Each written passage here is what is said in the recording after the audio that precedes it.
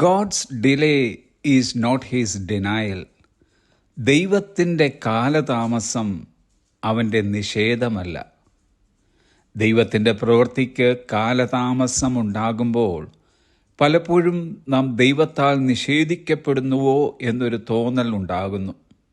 യഥാർത്ഥത്തിൽ ദൈവം പ്രവർത്തിക്കാതിരിക്കുന്നില്ല. അവിടുന്ന് നമുക്ക് വേണ്ടിയുള്ള ജോലിയിലാണ്. നമ്മെ ദൈവം അവൻ്റെ വെയിറ്റിംഗ് റൂമിൽ ഇരുത്തിയിരിക്കുകയാണ്. നാം ഒരു ഡോക്ടറിനെ കാണുവാൻ പോകുമ്പോൾ നമ്മെ ആദ്യം വെയിറ്റിംഗ് റൂമിലാണ് ഇരുത്തുക. വെയിറ്റിംഗ് റൂം പരിശോധിക്കുന്ന മുറിയല്ല, കൺസൾട്ടിംഗ് മുറിയുമല്ല, ചികിത്സിക്കുന്ന മുറിയുമല്ല. അതൊക്കെ ഒരു മതിലിനപ്പുറത്താണ്. നമ്മുടെ പേര് വിളിക്കും വരെ അവർ ജോബ് ഈസ് ടു വെയിറ്റ്. നമ്മുടെ ജോലി കാത്തിരിക്കുക എന്നതാണ്. ഈ വെയിറ്റിംഗ് റൂമിൻ്റെ ഭിത്തിയിൽ ഒരു നോട്ടീസ് കാണാം: ബി സൈലൻസ്, നിശബ്ദരായിരിക്കുക. വെയിറ്റിംഗ് റൂമിൽ നാം തിരക്ക് കാട്ടിയിട്ടോ ബഹളം വെച്ചിട്ടോ കാര്യമില്ല. കാത്തിരിക്കുക എന്നത് മാത്രമേ നമുക്ക് ചെയ്യുവാൻ കഴിയുകയുള്ളൂ.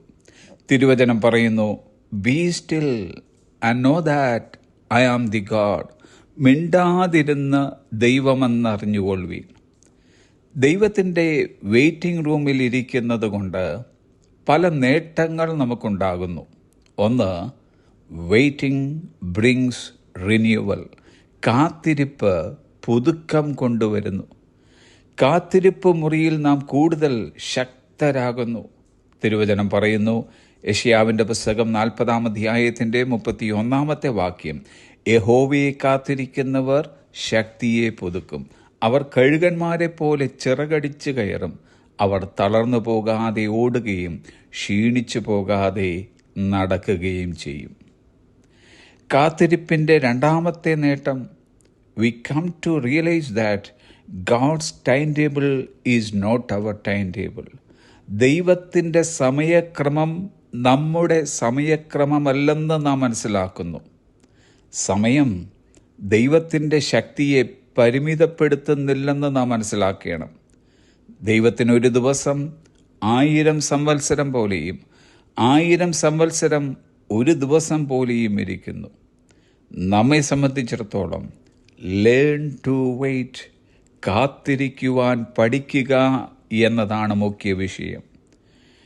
കഴിഞ്ഞ കാലങ്ങളിൽ ദൈവം തന്നതായ വാഗ്ദത്തങ്ങൾ നിവൃത്തീകരിക്കപ്പെടുവാൻ കാത്തിരിക്കുന്നവരാകാം നമ്മിൽ മിക്കപേരും. നമ്മെ മടിപ്പിക്കുന്ന, പിന്തിരിപ്പിക്കുന്ന, നിരാശിതരാക്കുന്ന ശബ്ദങ്ങൾ നാം കേൾക്കുമ്പോൾ അതിനൊന്നും ചെവി കൊടുക്കാതെ നമ്മുടെ സമയമാകുന്നത് വരെ ക്ഷമയോടെ കാത്തിരിക്കുക. നമ്മുടെ പേര് വിളിക്കപ്പെട്ട് കഴിയുമ്പോൾ ഡോക്ടറിൻ്റെ മുറിയിലേക്ക് നമുക്ക് പ്രവേശിക്കാം. നമ്മെ ഡോക്ടറിൻ്റെ ഏറ്റവും അടുത്ത സീറ്റിൽ തന്നെ ഇരുത്തും. After all he is the great physician. എല്ലാത്തിനുമുപരി അവിടുന്ന് ശ്രേഷ്ഠനായ വൈദ്യനാണ്. അവിടുന്ന് നമ്മെ സൗഖ്യമാക്കും. അവിടുന്ന് നമ്മെ അനുഗ്രഹിച്ചിരിക്കും. Have a blessed day.